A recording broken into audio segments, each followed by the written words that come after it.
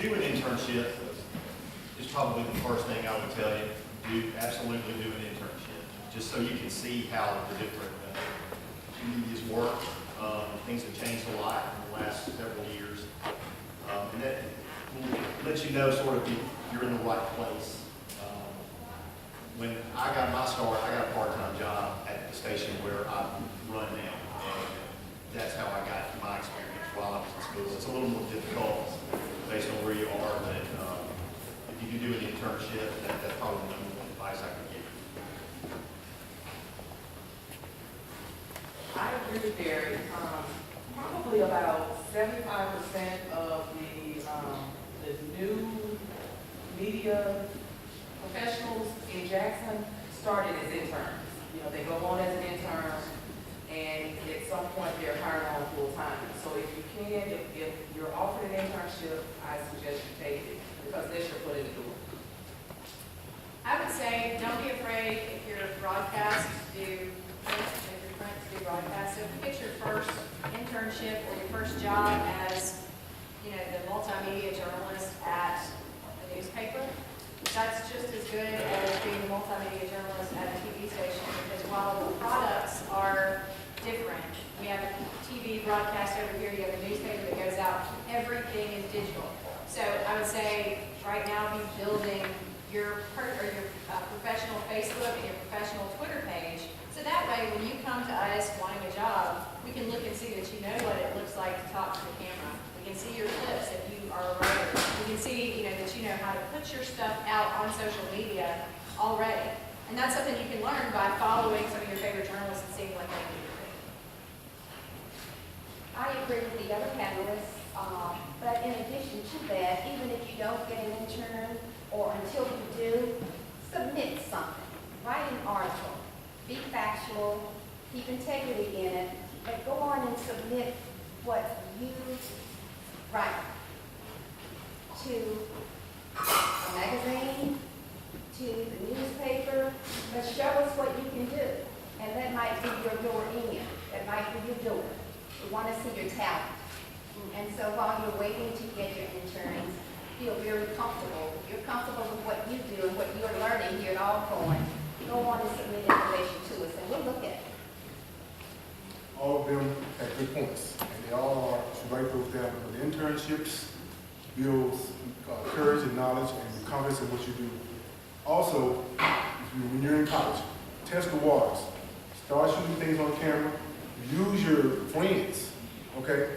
That prepares them also. If you all are in this business and want to be in this business, use your friends. That's your test case. Record your stuff. If you want to be comfortable in front of the microphone, all you got to hear, look at yourselves. Be confident in getting in front of it. Being on camera, being in the media is a hard job because you have to make your audience believe what you're saying. If you don't believe it, they won't believe it. So when you get your confidence in, the internship builds your confidence. The multimedia platforms a lot of you already use. That cell phone in your hand is one big tool, and you can use it for your betterment. Submit your stories. Get your professors, go to your local stations, radio stations, TV stations, newspapers. Let somebody in there critique it. Submit it to them. But be fearless in releasing your stuff. Keep a running record of what you do. If you like it, keep it. Submit it to make sure somebody sees it. And above all, learn everything you can learn about the media. Not just TV and broadcasting, sales, marketing. It's all inclusive. A salesperson will have to sell a package that involves a meeting to some company. A marketing person has to show what they're getting. So you all have to have this knowledge going in. So sell yourself, be confident in what you do, and that way it pushes you, but also make sure you get that training. Internships are your biggest tool. Get inside that station, find out what goes on. In every facet, from your production side, sales, marketing, to news.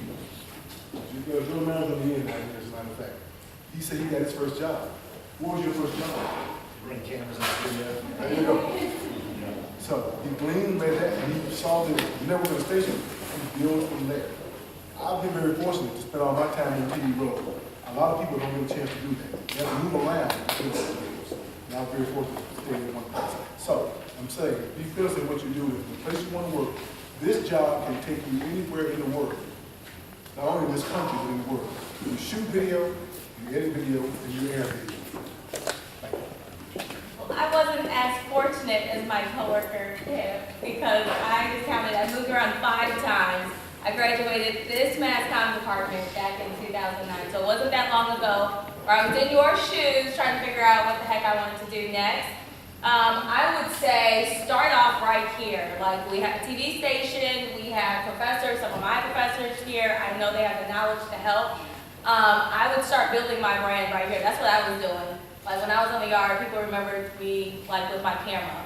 And now that I'm on TV, they're like, wow, you're doing exactly what it is that you were trying to do when you were in college. So I wish that I could put like ASU TV 13 as like my first job because seriously, I was spending all my time either shooting stories or like editing them on for our newscast.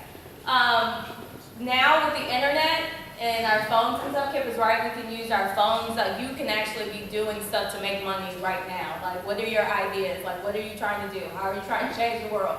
You know, and you can be starting your website, you can be keeping up your professional Facebook. Everything should be professional. So you should be keeping up your social media accounts and stuff too.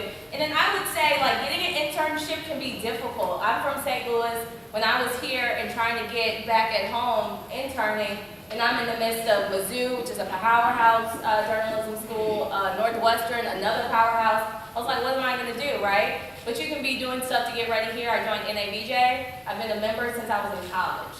And they have like taken me in, treated me like family, and helped me survive this. And then also I would shadow people.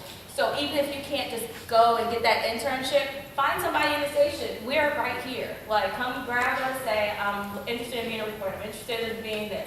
And we can take you in there with us and let you see what it's like, you know, to see if this is even something you want to do. So finding people, getting in this, that could be something where my boss sees you in there working on your off time. So when it's time to look for somebody to intern, it makes sense, right? So there's stuff that you could be doing right now, like today, to make you successful. Yeah, I would say that all the panelists are right. Internship is very important, but one thing that I would do if I wanted to do an internship, I would study. I would study the station, I would study the journalists.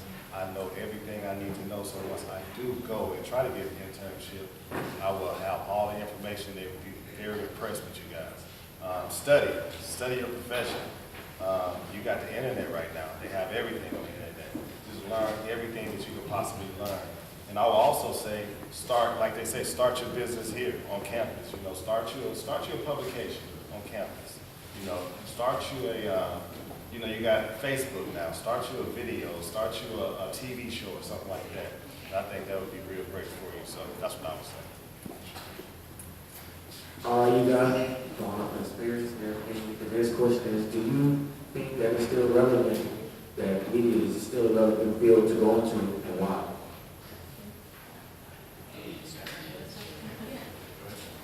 I think the media will always be vital. One thing we do, we get criticized a lot, but we hold people to a certain standard. We are charged with telling the truth. Otherwise, the lawyers are lining up. We have to be factual.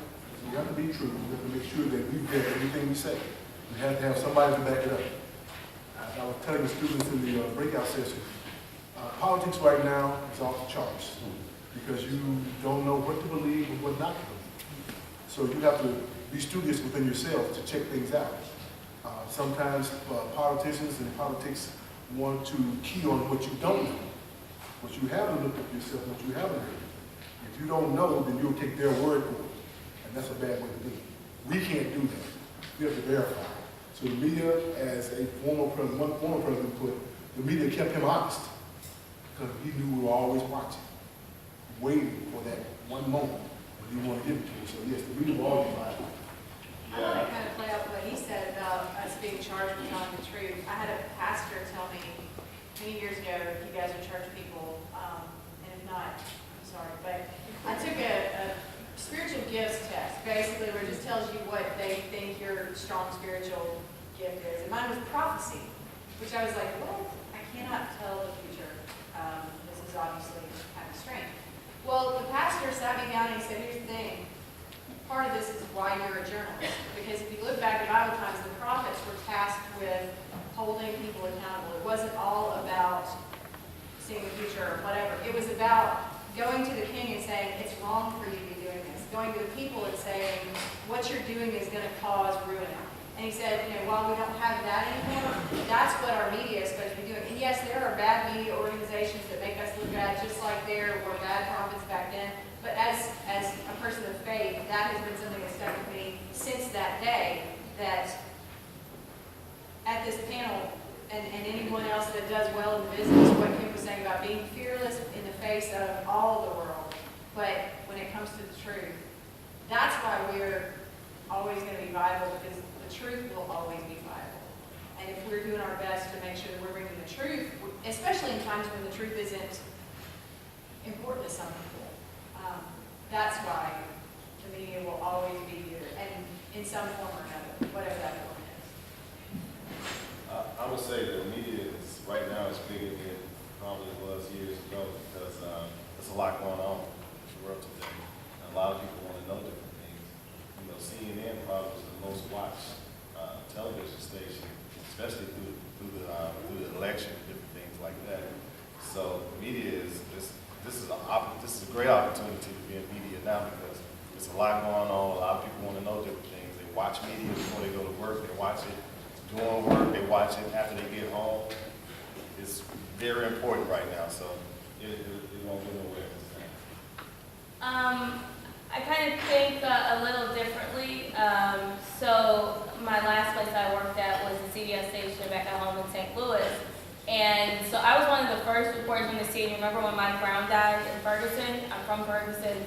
I was one of the first reporters at the scene and putting stuff on Instagram, and it quickly went viral. I mean, like, it took off. And people were it was clear that people were desperate for information, unfiltered information, not going through, checks and stuff. They just wanted the information there, unfiltered and now. And that's what they were getting, and like the following was picking up, and very soon it became like a national news story. So I think that people want facts, but I think that we're moving into a wave of people want a different type of, they're not connecting with what we're doing. I don't really think that many people are waking up at 4:30 in the morning to watch me on TV. Like, I often ask myself, like, what am I doing, and like, how am I helping people? Because I really think that there's a different way that me, as a newsmaker, can begin to connect my stories with the people that I serve. Like, we were just talking, Curtis and I, about this story that I just did at the marijuana farm at Ole Miss. Like, the last reporter, I was just telling Curtis, the last reporter that was in there was Sanjay Gupta. Like, it's been years. Like, it's been legalized since then. Like, this is a big deal. And nobody's catching on. Like, nobody even is clicking on the story. So it's something is missing here. And we got to find a better way to connect people and news and make it better and have something that they can trust. Adding on what she says, media is very relevant. It's a word, localism. And what that is when your local broadcasters, your local journalists, they tell you the stories of what's going on in your neighborhood. Let's go back to Katrina. When Katrina happened, if it had not been for broadcast journalism and the local journalists, most of us would not have known what was going on. So media is very relevant today for that reason, if for no other reason. Definitely, the media is very relevant today, as everyone on the panel agrees. But what's really, really important is we know that there's so many different ways you're getting your news and what's going on.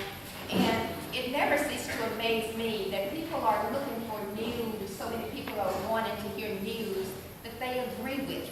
So sometimes they can't decipher what's true and what's not true. And if it's something you want to hear and you like, a lot of times you tend to want to believe that.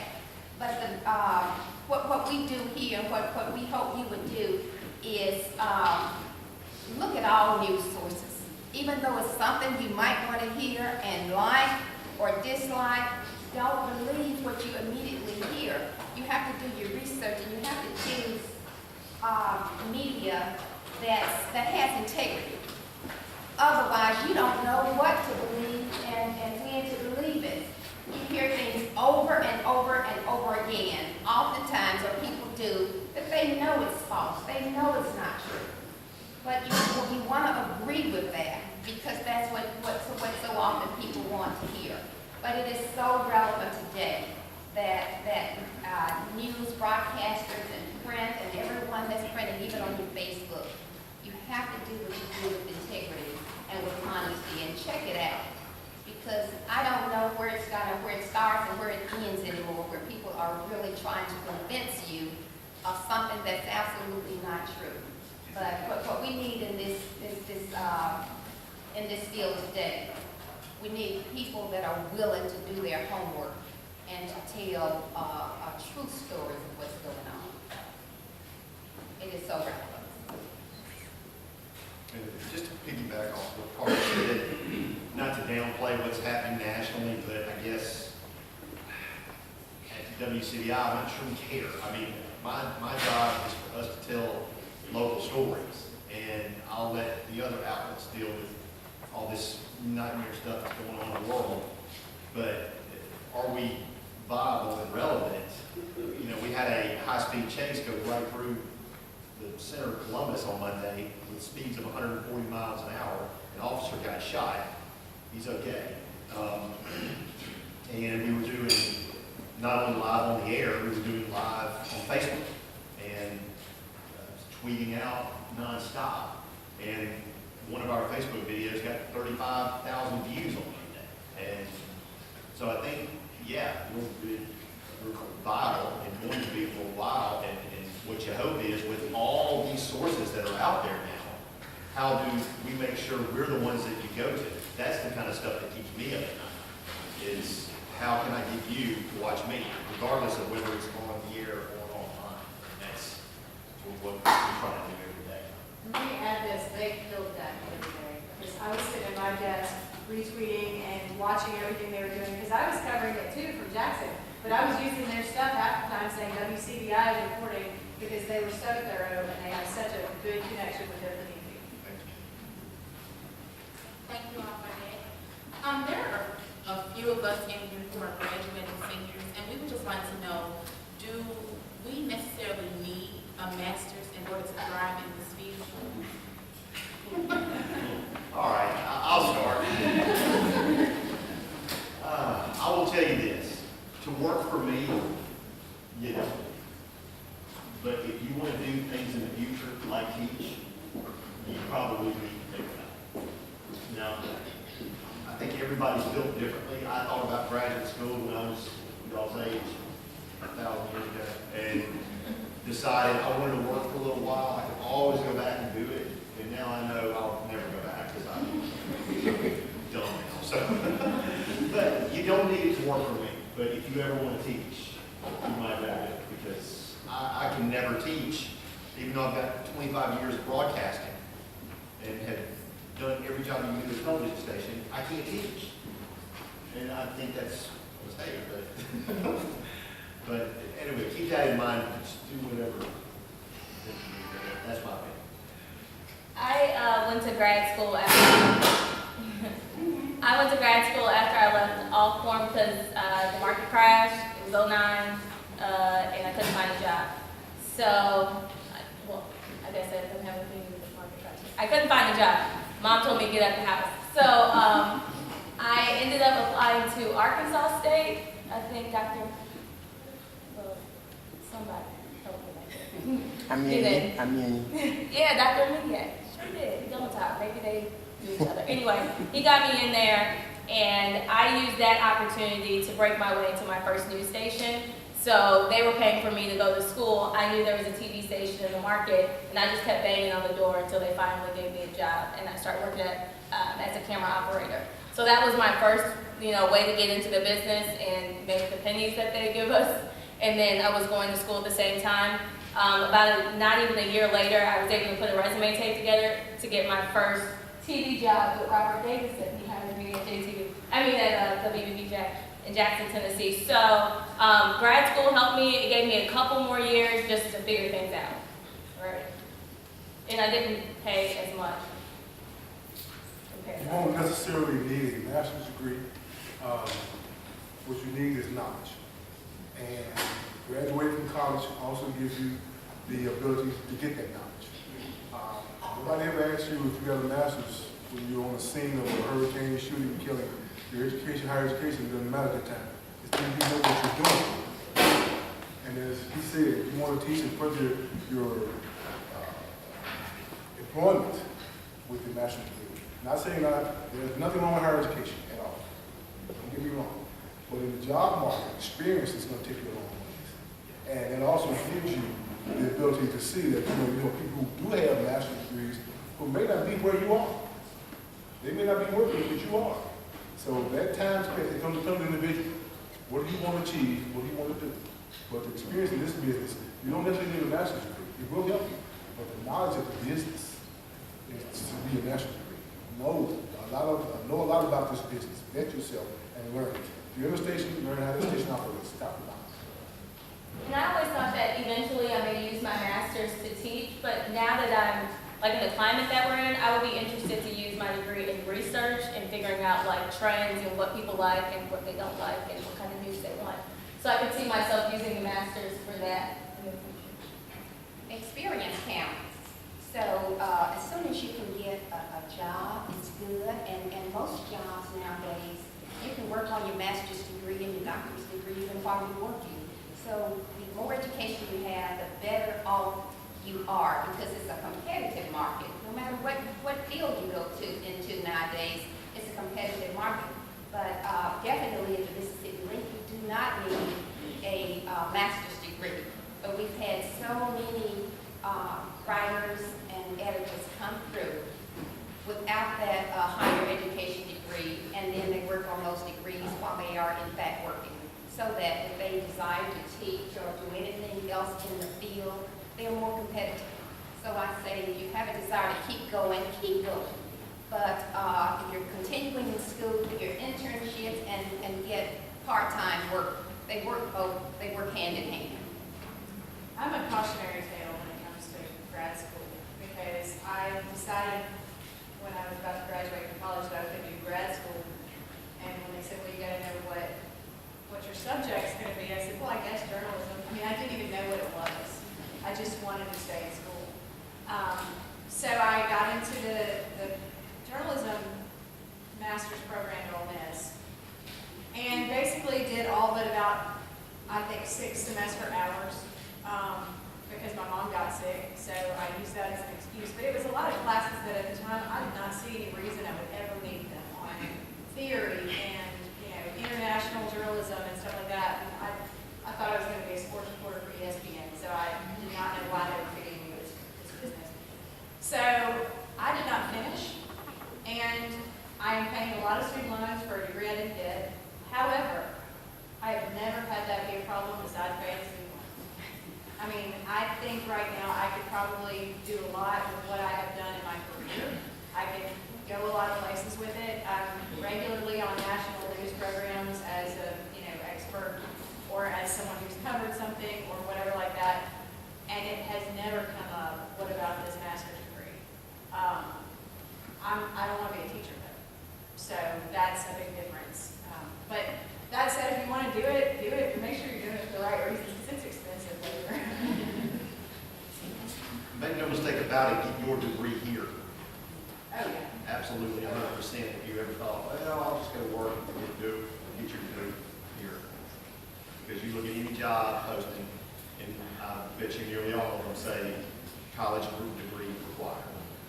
So, not that we ask that, but just let me make that clear. And I agree with all of the other panelists, but my suggestion would be if you are considering grad school, like Ms. Hanson said, you can work and do grad school at the same time, but the sooner you start, the more likely you are to finish. If you wait till later in life, when life happens, you get married, you start having children, it's less likely that you will finish what you started. So if you are considering it, please take my advice and start sooner rather than later. Well, this question right here, I had to ponder on a little bit because I come from a different direction. I would say, yes, go to school and get your master's if you can, if that's what you want to do.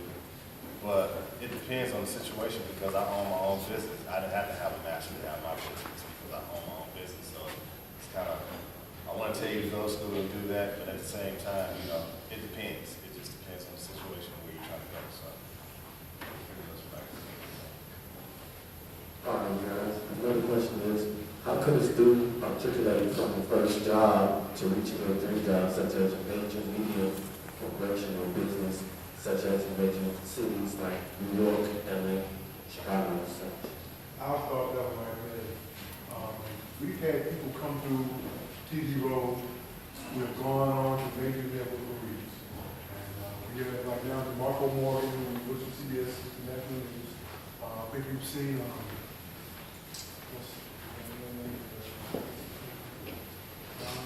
Don Champion. Yeah. Came through Jackson, as a matter of fact. Worked at WABT Channel 16. So we've had a number of people who went on. We've had a couple of folks on ESPN. Matt Wine, one of their folks on ESPN. He came from TV Road. I worked with him, as a matter of fact. So getting started on this level does not keep you from, but only gives you an avenue to, you know, your networks. You apply for those jobs. When they're open, they have some openings sometimes in newspaper. We had a young lady who was an Alcorn grad named Gwen Belton back in the day. Who left Channel 12 going to Miami. From there, she went to CBS Newspaper, because she's on national news. So there is no boundaries when it comes to your journalistic talent. If you can do the job, you can do the job anywhere. As I said, it can take you anywhere in the world, the country you want to go. You have to have the skills to be able to survive in that level and know what you're working into. So those aspirations of power of going to your national news organizations, they're there. And they start right here. You work ethic, what you put in, what time you put in and what you learn will take you far. Your knowledge goes with you. Your location and job may change, your location may change, but your knowledge goes with you wherever you go. And glean something from everywhere you are. Pick up a little something that adds and massage it to fit you and your style, and that will take you far. And I would say, you know, ask yourself what the dream really is. You know, the dream may be to go to network. For me, the dream was to have a family. And my goal was to be a reporter in St. Louis, in my hometown, so my grandma could see me on TV. Like, that was my goal when I was here. And I've surpassed that goal. So just open yourself up, like ask yourself really what it is that you want, like what's the dream. You know, I just had my first child, he's 5 months old now, you know, I'm married. So, you know, what is the dream? What is it that you want to do? And then realize that you can do it, whatever it is. I think my answer would be a little different than a lot of people's, because to me, it's about being yourself. As you form who you are as a reporter, don't try to be some other kind of reporter. Be what you are. We see these reporters on movies and on TV that are jerks. I mean, you can't find a TV show that has a good reporter unless it's about a news organization. They're all jerks that stick their camera in your face and say, how do you feel in the middle of a tragedy or whatever like that. And they're adversarial, all that kind of stuff. And what I've seen is that makes people believe that's what they need to be. If that's what you are, then be it. But otherwise, I can tell you that the best things that I've done in making contacts anywhere is just being myself, being honest, not being afraid to be vulnerable and humble also helps. Character, I think, in any business, but ours is not an exception, gets you to where your dream is. And that also does involve hard work. I mean, that's going to be a staple of character anyway. But you know, don't feel like you have to fit yourself into a mold of, you know, the beautiful blonde Fox News anchor or, you know, the hard-nosed war correspondent because that's what you think is what's working right now. You be what you are and you find your niche because you can make it in today's world. There are so many different kinds of journalism. You can actually make it anywhere you want to go. The Mississippi Link is a member of the National Newspaper Publishers Association. It's a trade organization of Black publishers throughout the country. We pride ourselves on being a training ground for aspiring media representatives, be it broadcast, be it print, be it whatever you want to. And so many people have started with the Mississippi Link or interned with the Mississippi Link or just freelanced with the Mississippi Link and gone to places all over the country, even to own their own newspapers. Don Champion was a freelance writer with the Mississippi Link while, of course, he was in broadcast. So it's just amazing, you know, what you can do, but you get the experience and you have the knowledge and you have the talent You can aspire to go anywhere you want to, but just don't be complacent. Just because you start in one place, you don't have to stay there. But always keep your eyes open for what you really want and go after that. And know that the people here, the Mississippi Lincoln people on these panelists that can advise you, will always have your back and help you. So you just reach out and know that we'll help you to get to places that you want to go. Some might want to just get here and be right here where they start and have a career for the rest of their lives and have families and just stay in Mississippi or wherever they start. But know that that's not, it doesn't have to be that way. Just know what you want and go after what you want. That would be my advice. Yeah, I agree with that. The other panelist is exactly right. I would say, hard work, knowledge, experience. But one of the key things too is relational. You got to be able to build relationships. Relationships can take you places that beyond your dreams. So build relationships, have a great attitude, and it's going to take you beyond. There's not, let me give you another scenario here. There's not one path to get to where you want to go. Many paths. And there is such a thing to be a big fish in a small pond. When I was your age, I wanted to run WGN in Chicago. That's what I was going to do. Until I started doing a lot of work and said, I don't want to be pigeonholed into one thing. I want to do a lot of different things and be well-rounded. And I could do that in a small market because you don't have as many people, not so many people who were specialty. And so I just did a lot of different things. I turned down jobs in Ohio and Memphis because I was only going to be doing one thing. And this is what I'm going to be forever. And I don't think I want to do that one thing forever because I've got 50 people who can do everything. So I stayed in the small market, learned everything I could learn, and now I'm running a station in the small market. And I'm not sure I want to go much bigger, to be honest, because we can do a lot of things you can't do in a really, really large market. So I don't think there's anything wrong with that. Plus, if you start out in news and you're in a small market, you can go from a producer to an assignment editor to an assistant news director and end up being a news director. And then from a news director, you can go anywhere. And I think if you're like, no, I don't want to get in management, I want to just produce a report, fine, you can produce and then move to a different market, move, and then be a network. You just take your first couple of jobs, and really look around and think about what it is you want to do and find a path that works for you to get there. And I want to add to that what he said, because being a big fish in a small pond really is pretty ideal. I've got people all over the state that I can call and get pretty much anything I want. And I love that. And if somebody from a major network or newspaper called me right now and they wanted me to come up there, it'd be hard. I mean, I'd have to think about money and different things, but I don't want to give up the work that I put in to build this network that I have, because I know without a doubt that I'm very good at what I do in this spot. Without those contacts, though, I'm nobody. So to me, actually, I get jealous of the guys at some of the smaller markets who actually get to go kick in doors with the SWAT teams and do the different things that I don't get to do anymore because I've moved to a bigger market. And when you do that, you lose a lot of those smaller contacts that gave you the access that you don't have once you get bigger. I have more access in Mississippi than anyone that flows in from CNN. So they can have some great story, but the stories that I tell are going to be a lot better for where we are because of the fact that I'm a smaller market. I know these people better, and I'm not parachuting in when something happens. I think, honestly, I wouldn't have known that at your age, but I have pretty much a dream situation because I don't want to necessarily be bigger. So keep that in mind, too, and you've got years to figure that out. Thank you all so much for those responses.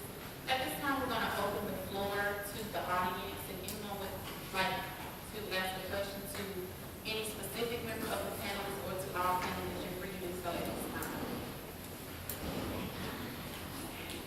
I have a question for anybody who wants to answer. When you first started out, say, coming out of college like we are, how did you deal with balancing the new job, the new experience, and the pay rate that you received when you first started? Did you have to do like extra jobs inside or anything like that? Can you tell us a little bit about that? It's not about money. You ain't gonna get it. Starting off, you're never going to get the salary that you're thinking. Come the time. And as she Teresa said, get the benefit, the satisfaction from the job you do. I started off shooting news back in the day. I went from shooting news to shooting sports. And from sports back to shooting news, became a chief photographer one time before. And after chief photographer, became an assignments manager for 15 years, ran the newsroom. Went back to the streets after 15 years. And now, I love it because it's my niche. It's where I thrive. You can find that spot that is where you thrive. It may be here, it may not be. The satisfaction comes, not looking for the payoff. The payoff will come down the road. But satisfaction is the job you do. Seeing your product on air.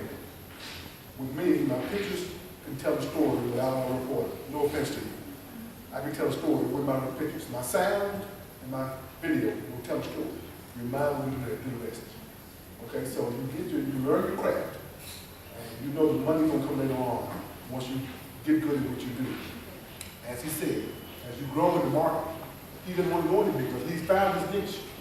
Teresa's found, I found mine, and I hope you all find that niche and get not confident, but confident in where you are. It's a difference between confident and comfortable. Comfortable makes you lazy and it makes you vulnerable. So confidence is what you get. On the flip side, I ate a lot of ramen noodles. There were days that I was so poor that my dogs ate ramen noodles too. There were times that I put ketchup on it just so they would think it was something else. That was when I was working in Brookhaven for $12 an hour. That said, I wouldn't trade those experiences for anything because I know if something crazy happens tomorrow and I don't have a job, I know how to make ramen noodles. Well, that's what I was gonna say was roommates and ramen. Roommates do help. Yeah, and it's not gonna be easy, guys, it's really not, but we've all gone through it, and you have to just learn to do without, and it'll go quick, and you'll end up getting those bumps. Yeah, just prepare, exactly. For me, I think I made even less because I remember 12 seems kind of like nice because I remember I was like right there with McDonald's and it